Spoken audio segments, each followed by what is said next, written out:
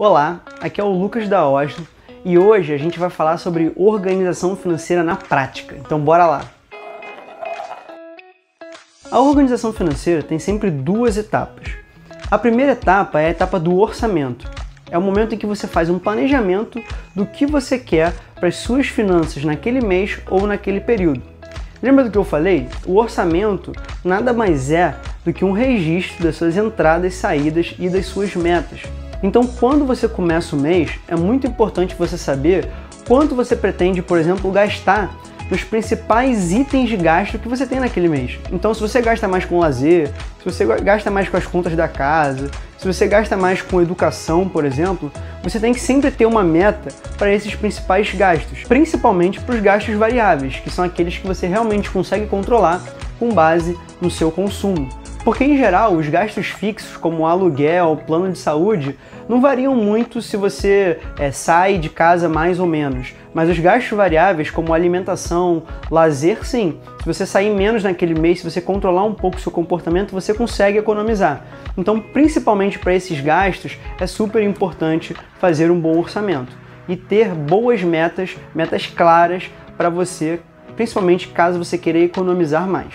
Nesse sentido, o orçamento nada mais é do que uma foto que a gente quer ter das nossas finanças naquele mês. E eu também gosto de dizer que o orçamento é a gente dizendo a nós mesmos o que fazer com o nosso dinheiro.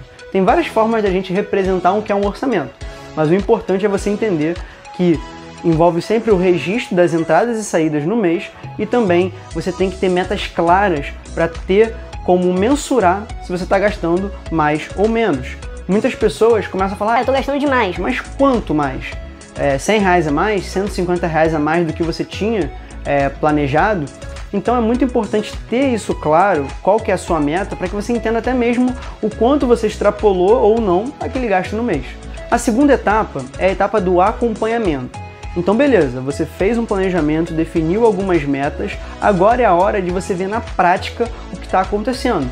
E frequentemente comparar isso que você está vendo na prática com o que você planejou. E eu vou te falar, essa normalmente é a etapa mais desafiadora para a grande maioria das pessoas. Porque em geral, fazer o orçamento, definir algumas metas, as pessoas no calor do momento, naquela vibe de vou ser mais educado financeiramente, vou ser mais inteligente com o meu dinheiro, elas já conseguem fazer boas metas ou algum planejamento.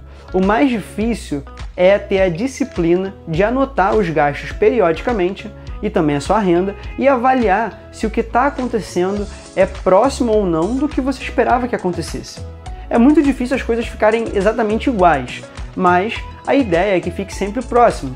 Se não ficar próximo, ou seja, se o que você está fazendo na prática, se os seus gastos na prática estão muito diferentes do que você esperou, duas mudanças são necessárias.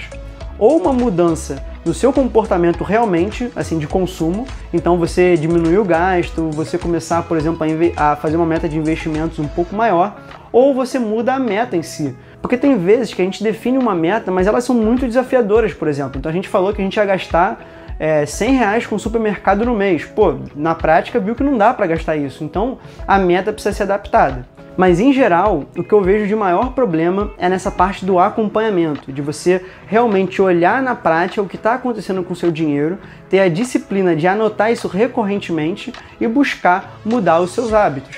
Essa é, em geral, a parte mais difícil.